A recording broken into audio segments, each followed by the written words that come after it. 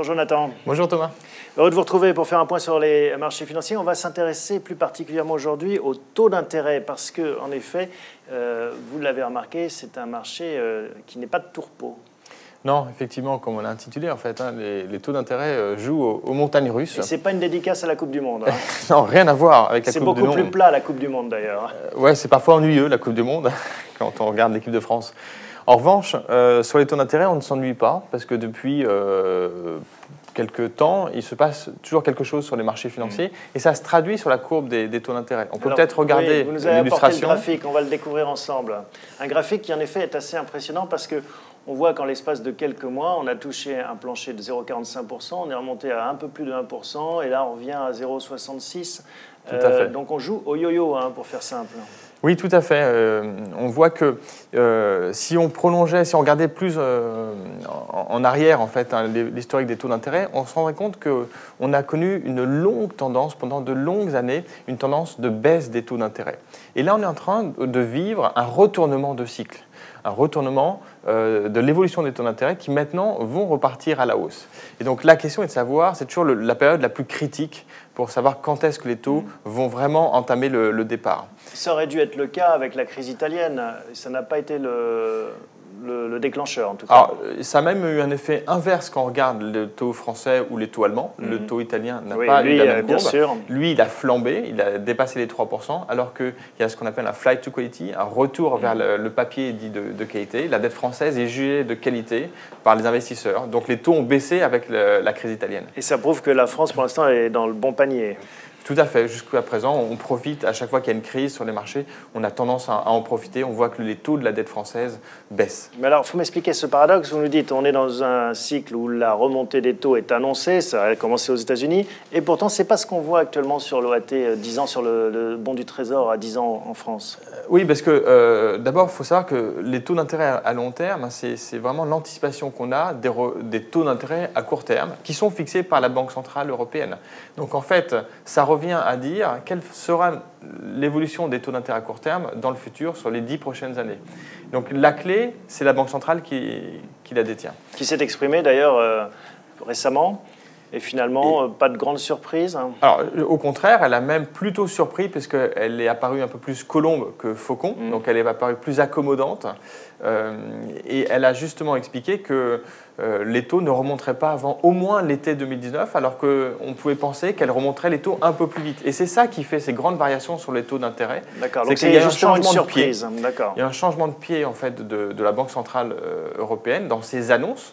Pas pour l'instant dans le relèvement des taux d'intérêt. Il n'y a pas eu de mesure de relèvement des taux d'intérêt, mais ne serait-ce que par ses annonces sur ce qu'elle va faire dans le futur, ça a un impact sur les taux à long terme. Et c'est pour ça qu'on a vu ces taux qui retombent un petit peu, parce que justement, la Banque centrale est toujours laissé les robinets ouverts. Exactement. En fait, il faut qu'elle marche sur un fil, la Banque centrale européenne. Elle a injecté beaucoup de liquidités sur les marchés. Donc là, elle a annoncé que d'ici la fin de l'année, elle arrêterait d'injecter ces liquidités progressivement. Après, l'étape d'après, c'est la hausse des taux d'intérêt à court terme. Et là, elle nous annonce qu'elle ne va pas le faire, elle ne va pas se précipiter pour remonter les taux. Si elle remonte les taux trop vite, elle étouffe la croissance européenne, qui est en ce moment plutôt fragile. Et puis elle risque de faire exploser aussi un peu plus les divergences entre des pays qui sont sous pression comme l'Italie et puis les autres comme l'Allemagne ou la France. Et tout à fait. Il y a plutôt l'Allemagne qui a tendance à vouloir que les taux remontent et d'autres pays qui préfèrent voir les taux rester bas. Est-ce qu'il y a d'autres raisons qui expliquent cette rechute des taux et donc ce flight to quality, cette fuite vers la qualité? Alors, il y a une raison qui me paraît en fait essentielle, qui est liée au timing. En ce moment, sur les marchés, on est préoccupé en fait par la guerre commerciale que Trump a lancée en ce début d'année. Il l'avait annoncé il y a très longtemps, il l'a lancé en début d'année. Et on commence à voir des impacts de ces tweets sur l'économie réelle. Oui, parce que c'est plus que des tweets maintenant. Il y a quand même des actions qui commencent à être prises dans le dur. Tout à fait. Il y a des mesures en fait concrètes. Il y a des taxes douanières qui sont en application des États-Unis sur les importations en provenance d'Europe ou de Chine. La Chine est très touchée aussi. Il n'y a pas que l'Europe, bien sûr. Et puis là, dernièrement, il a ouvert un nouveau front sur la guerre commerciale, puisqu'il existe déjà un comité d'investissement pour encadrer les investissements étrangers. Il veut aller plus loin, il veut interdire les investissements où la boîte qui investit aurait plus de 25% de capitaux chinois, qu'ils soient publics ou privés en fait. Bon, donc ce durcissement explique aussi cette baisse des taux. On a vu donc la BCE, Donald Trump. Est-ce qu'il y a d'autres facteurs qui expliquent cette direction ? C'est que la croissance européenne, du coup, marque un petit peu le pas. Elle était sur un rythme très élevé. Enfin, très élevé. Pour sur les 10 dernières années, européen, oui. Oui, mais pour les 10 dernières années, elle était sur un niveau les plus élevés qu'on ait connu, en fait, les 7 dernières années plus exactement. Donc, elle était quand même sur un pic de 7 ans, ce qui est déjà pas mal, au-dessus des 2%, de 2,3%. Là, il y a un ralentissement, on est toujours en croissance, mais la croissance ralentit. Et donc, ça donne un peu plus de temps à la Banque centrale pour remonter les taux d'intérêt. Elle n'a pas intérêt à accélérer, sinon la croissance qui ralentit pourrait ralentir encore plus vite et ce n'est pas son intérêt. Quelles conséquences sur l'économie de ces taux très accommodants et sur l'épargne de ceux qui nous regardent?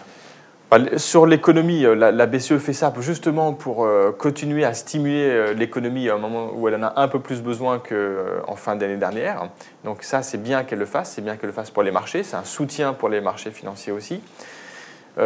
Ça pousse aussi les gens à investir. Nous, on a souvent mis en avant les investissements dans les SCPI financés à crédit. Ce montage reste très intéressant aujourd'hui. On a un peu plus d'inflation, donc c'est intéressant d'aller sur l'immobilier qui profite de l'inflation par la revalorisation des loyers. Et on s'endette à des taux fixes assez bas. Donc on fige un taux d'intérêt sur l'emprunt pendant une période longue à un niveau bas et on profite sur l'actif d'une revalorisation des loyers à venir.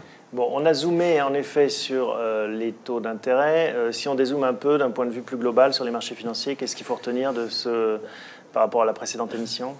Je pense que les marchés actuellement sont focalisés sur la guerre commerciale qu'a lancée Trump. Le scénario jusqu'à présent, c'était de dire qu'il rentrait dans une logique de négociation avec ses partenaires et qui mettait une pression forte, mais que ça n'avait pas d'impact sur l'économie. On est en train de basculer. On n'est pas loin de basculer, de se rendre compte qu'il y a peut-être un impact sur l'économie. En tout cas, sur l'économie européenne, on le voit.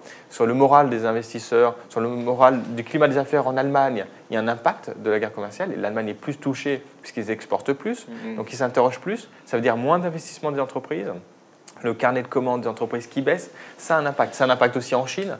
La Banque de Chine a dû réagir à ça. Donc les partenaires américains sont touchés, commencent à être touchés par la guerre commerciale. Mais du côté américain, certes c'est symbolique, mais on voit quelque chose au travers l'épisode de Harley Davidson qui est très intéressant. Harley Davidson qui a annoncé qu'il allait délocaliser du coup sa production, alors que c'était tout le contraire que recherchait Donald Trump. C'est l'effet inverse de ce qu'il recherche, parce que là c'est typiquement une entreprise américaine qui produit aux États-Unis et qui exporte vers l'Europe. L'Europe est son premier marché en dehors des États-Unis.